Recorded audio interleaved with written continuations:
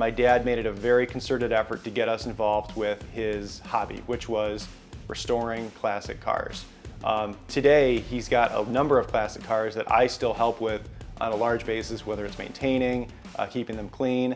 I have one of those cars here today, actually, that is my favorite. It's the 1971 Ford Thunderbird with four-door suicide doors in the back, and it's a great, great car with a great motor.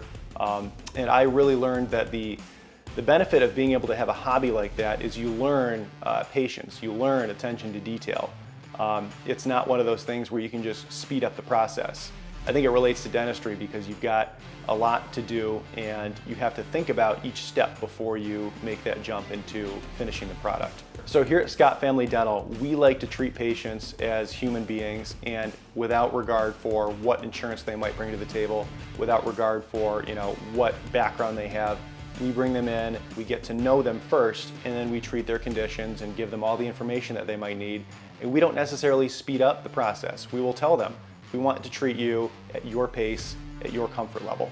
The resources that I rely on most from the MDA are the ones that involve my business. So on a regular basis, I'm contacting people like Mike Mowat, Tina Crawley, to make sure that we are up to date with our business insurance, our overhead insurance, our unemployment insurance, those things that keep the business actually protected. And those are the things that as an associate you don't necessarily think about, but the MDA, if you dig deeper, you can find those resources available to you.